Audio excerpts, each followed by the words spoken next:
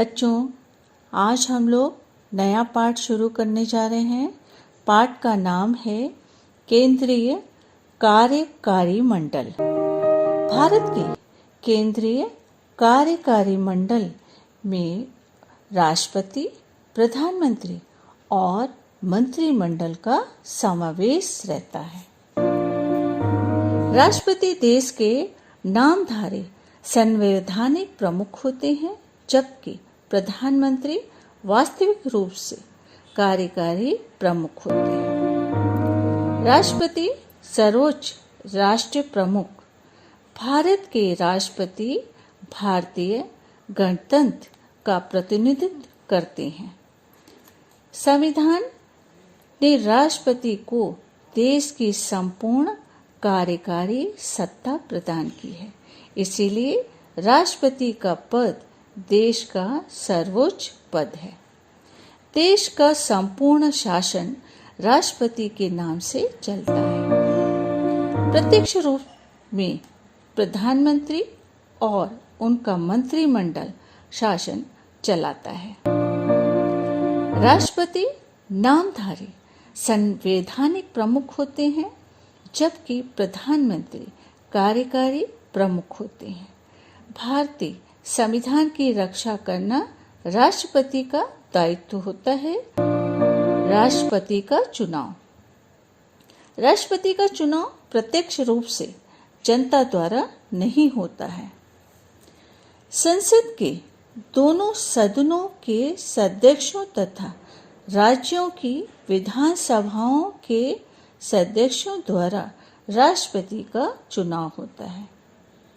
संसद और विधानसभाओं के सदस्यों के समूह को निर्वाचन मंडल कहते हैं। राष्ट्रपति की योग्यता। प्रत्याशी व्यक्ति भारत का नागरिक होना चाहिए। उसकी आयु 35 वर्ष पूर्ण होनी चाहिए। महाभियोग प्रक्रिया। राष्ट्रपति का कार्यकाल 5 वर्ष का होता है।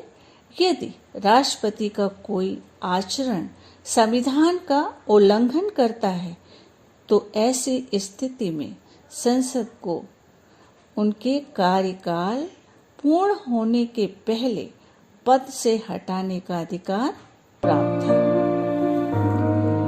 यदि संसद का एक सदन महाभियोग का प्रस्ताव रखता है, तो दूसरा सदन संबंधित आरोपी की जांच पड़ताल करता है।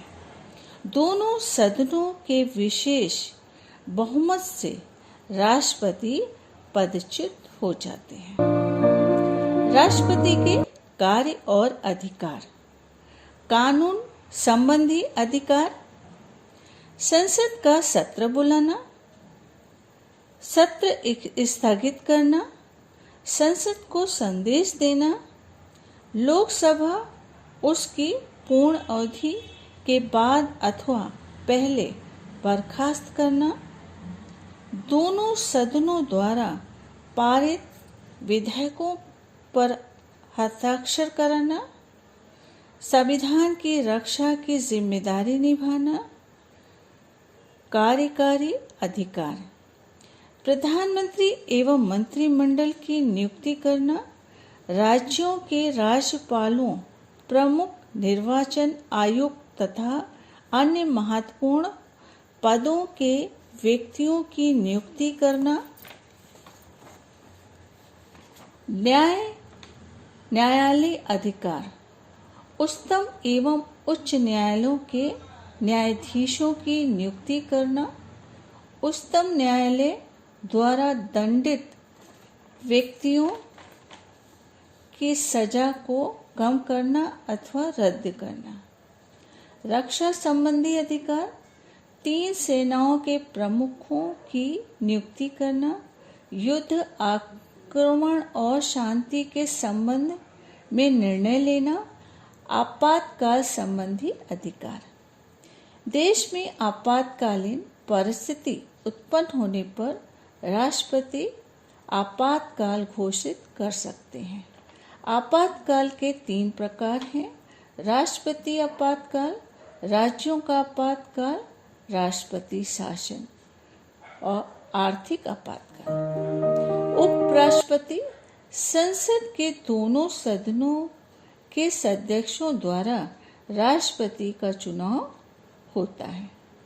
राष्ट्रपति की अनुपस्थिति में उनका कार्य उपराष्ट्रपति करते हैं।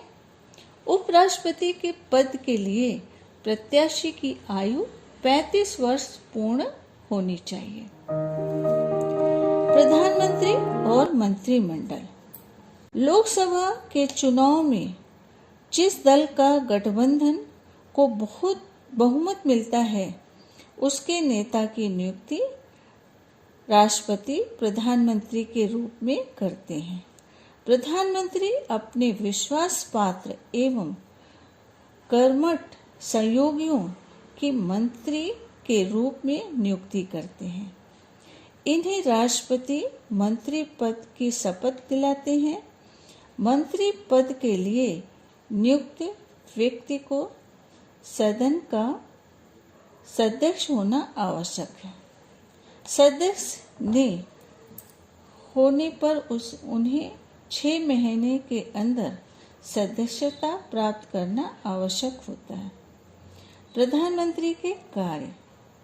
अनुभवी एवं समक्ष सहयोगी की मंत्री के रूप में नियुक्ति करना, विभागों का वितरण करना, सभी विभागों के बीच समन्वय स्थापित करना, ये देखना कि विभागों के प्रशासनिक कार्य क्षमता से हो रहा है या नहीं, मंत्रिमंडल की सभाओं की अध्यक्षता करना, मंत्रिमंडल का नेतृत्व करना, आपदा के समय जनहित का निर्णय लेना, अंतर्राष्ट्रीय क्षेत्र में देश की प्रतिक्रिया को बढ़ाना। जम्बो मंत्रिमंडल। मंत्रिमंडल के सदस्य संख्या आवश्यकता से अधिक होती थी। ऐसे मंत्रिमंडल को जम्बो मंत्रिमंडल कहा जाता है। संविधान संशोधन के द्वारा यह निश्चित किया गया है कि मंत्रिमंडल के सदस्य संख्या लोकसभा की सदस्य संख्या के 15% से अधिक नहीं होगी। मंत्रिमंडल के कार्य। कानून निर्माण के अग्रसर रहना, कानून का प्रस्ताव तैयार करना और उस पर चर्चा करके सदन के प्रमुख करता है। विभिन्न विषयों के संबंध में नीतियां तैयार करके उसे संसद द्वारा स्वीकार। संसद कार्य मंत्रिमंडल पर किस प्रकार नियंत्रण रखती है? चर्चा और विचार विमर्श करना, कानून निर्माण के समय संसद के सदस्य मंत्रिमंडल की नीतियां की कमियां बताते हैं।